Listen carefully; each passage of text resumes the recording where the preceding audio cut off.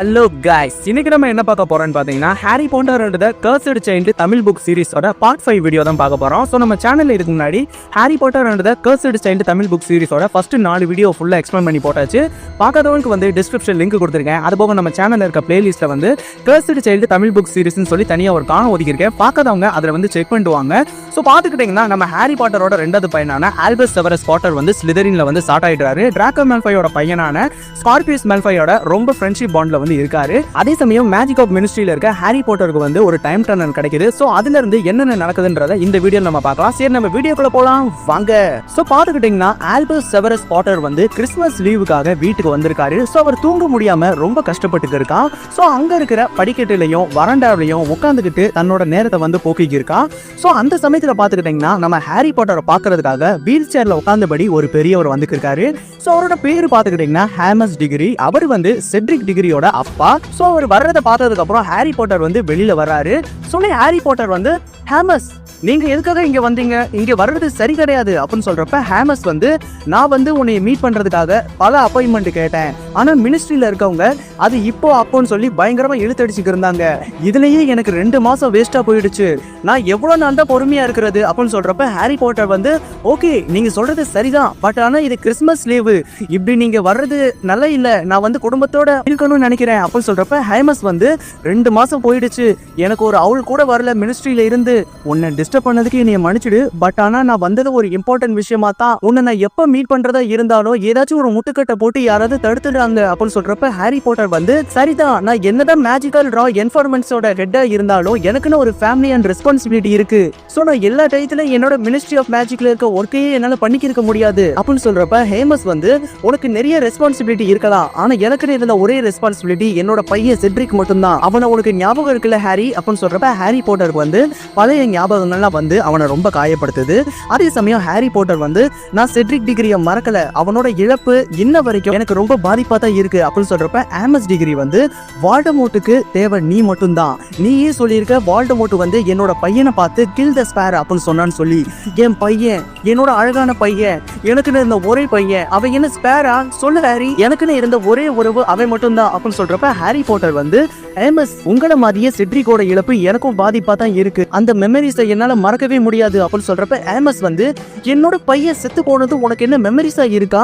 எனக்கு அதுல நம்பிக்கை கிடையாது, நான் இப்போ ஒரு வயசான மனுஷன் ஆயிட்டேன், எனக்கு சாவு எப்போ வரும்னு எனக்கு சுத்தமா தெரியாது, நான் உங்ககிட்ட ஒரு முக்கியமான உதவி கேட்கறதுக்காக தான் வந்தேன் அப்படின்னு சொல்றப்ப ஹாரி பாட்டர் வந்து ஹேமஸ் டிகிரியை வந்து ஒரு நிமிஷம் ஆச்சரியமா பாக்குறாரு.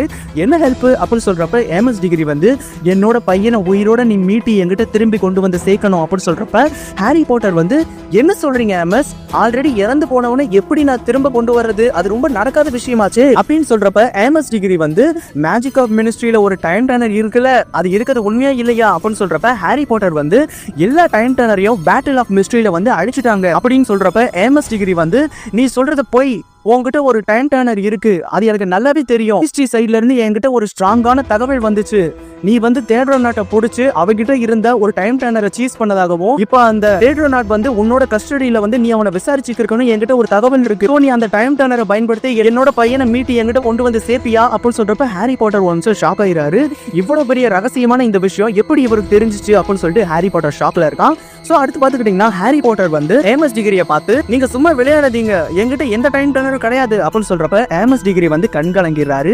உனக்காக இன்னும் எத்தனை பேர் சாகணும் நீ நினைக்கிற, அவங்கள மீட்க முடியற நிலைமையில நீ இருந்தோம், அதுக்காக உதவி நீ பண்ணவே மாட்டேன்ற அப்படின்னு சொல்றப்ப ஹாரி பாட்டருக்கு வந்து அந்த வார்த்தைகள் கேட்டதும் ரொம்ப கஷ்டமா போயிடுது. சொன்னே ஹாரி பாட்டர் வந்து, ஹேமஸ் ஏதாச்சும் கட்டுக்கதைகளை நம்பி என்கிட்ட வந்து அதுல இருந்து கேள்வி கேட்காதீங்க, தேட்ரோநாட் சம்பந்தப்பட்ட ஸ்டோரிகள் எல்லாமே வெறும் கட்டுக்கதைகள் தான் அப்படின்னு சொல்றப்ப, சோ அதே சமயம் நம்ம ஹேமஸ் டிகிரியோட வீல் சேரை தள்ளிக்கிட்டு ஒரு பொண்ணு வந்திருக்கா. அவளோட பேர் பாத்துக்கிட்டீங்கன்னா டால்ஃபி டிகிரி. அவ வந்து படி வழியா உள்ள போய் இருக்கும் பொழுது மேல இருந்து இறங்கி வர நம்ம ஆல்பஸை பாக்குறான்.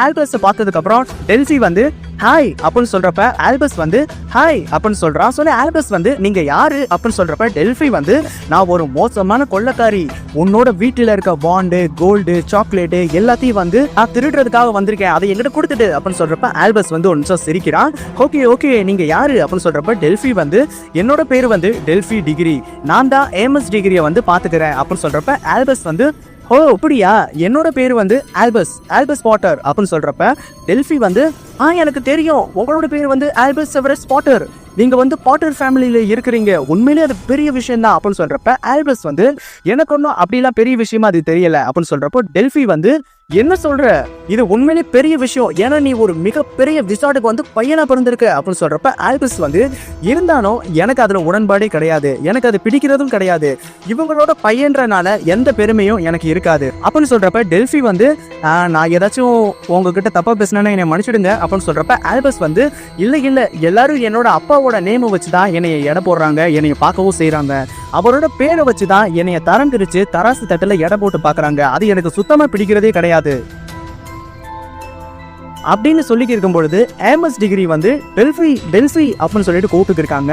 சொன்ன டெல்ஃபி வந்து இதோ வரேன் அப்படின்னு சொல்றப்ப டெல்ஃபி வந்து நம்ம ஆல்பஸை பார்த்து ஏமஸ் டிகிரி எனக்கு வெறும் பேஷண்ட் மட்டும் கிடையாது, அவர் என்னோட அங்கிளும் கூட, நான் ஒரு ஜாப் பண்ணிக்கிட்டும் இருக்கேன் அப்பர் பிளாக்லயே அப்படின்னு சொல்றப்ப ஆல்பஸ் வந்து என்னது அப்பர் பிளாக்னா என்ன அப்படின்னு சொல்றப்ப டெல்ஃபி வந்து ஆஸ்வெல்ட் ஹோம்வோல்ட் விச் அண்ட் விசார்ட் அங்கதான் நான் ஒர்க் பண்ணிக்கிருக்கேன், நீ எப்ப வேணாலும் என்னை நீ அங்க பார்க்க வரலாம் அப்படின்னு சொல்றப்ப ஏமஸ் டிகிரி வந்து டெல்ஃபி சீக்கிரம் வா அப்படின்னு சொல்லிட்டு கூப்பிட்டு இருக்காரு.